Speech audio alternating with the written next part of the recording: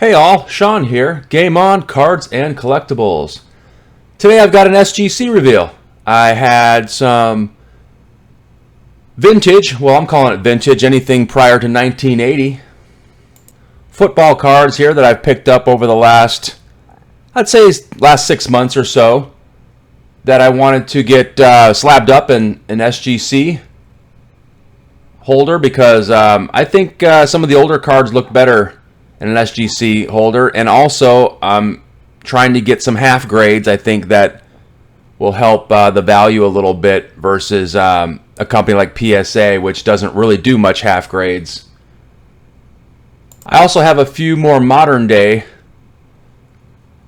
football cards in this order as well. So all football today.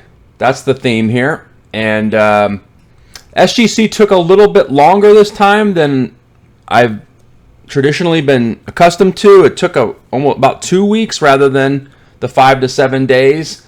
I think the president went on social media and kind of explained some of that. So just be aware if you're sending cards in right now, they may take a little bit longer. But I know that they were moving into a new headquarter location, and that may have something to do with it as well. This order was part of an SGC $15 slab special for all football that they recently did. So with the vintage cards, I'm not as experienced with, so I didn't really do any pre-grades on these. I'm just hoping to get, a fair grade for the card, and I've always had a good experience with SGC doing that. So looks like we've got the modern football here first. Going first is going to be the 2020 Jalen Hurts Rookies and Stars rookie card, just a base card. Nothing too fancy here. And it got a 9.5. That's pretty much what I expected. I was thinking this one probably wouldn't 10, but I wanted to make sure that I got that half-point grade, so it had a little bit of value on it.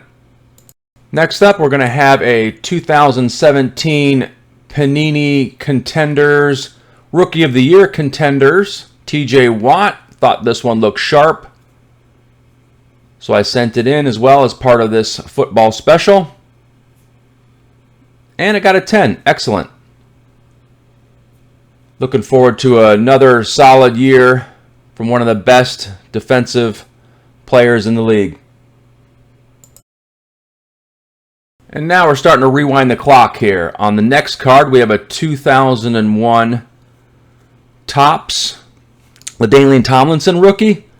Felt like this one was pretty well centered, looked pretty sharp, but I wasn't confident it would gem. So sent it in as part of SGC and hopeful that I would get that maybe a possible 9.5 grade. Excellent, and that's exactly what I got. 9.5. Mint Plus. It's a nice looking card. One of the greatest, especially when it comes to fantasy, players of all time. So glad to have that one slabbed up.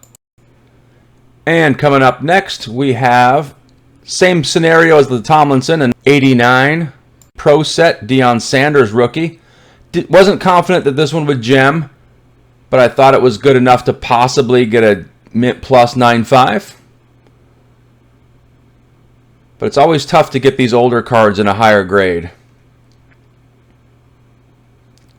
All right, excellent. Did get a 9.5. Yeah, the centering was really well on these, and that's one of the issues that you have with this set. But yeah, looks good.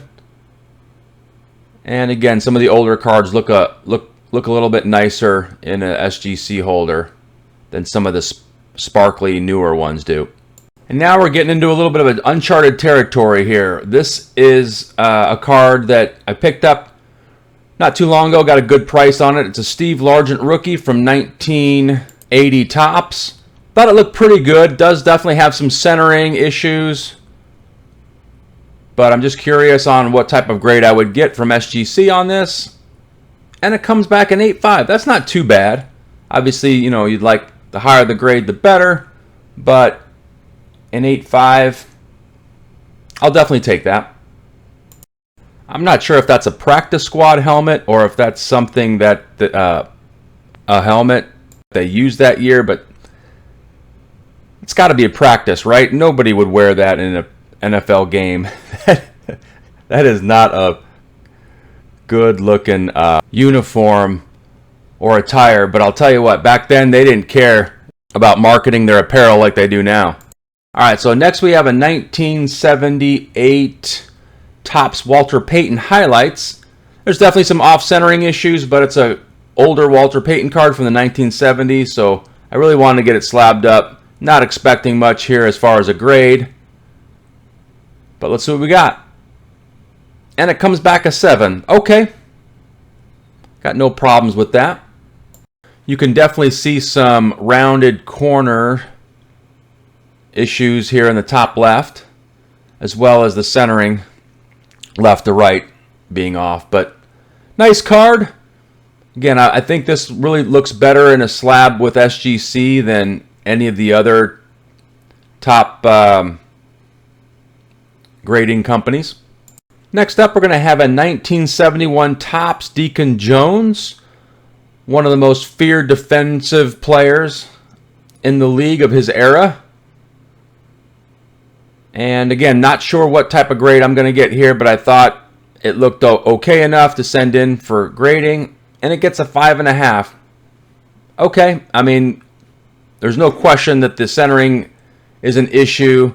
It's got little white spots on a couple of the corners, but you know, a legend that is really probably not as appreciated as he should be for all the things that he did. They didn't count sacks back in his day, and I know he was one of the leaders in that category before it was a category. Next up, from the same year, we're going to have a 1971 Topps Dick Anderson. This one looked really clean. I felt like it was worthy of sending in for grading. Not really sure what I'm going to get, but I'm hoping for a fairly decent grade on this one.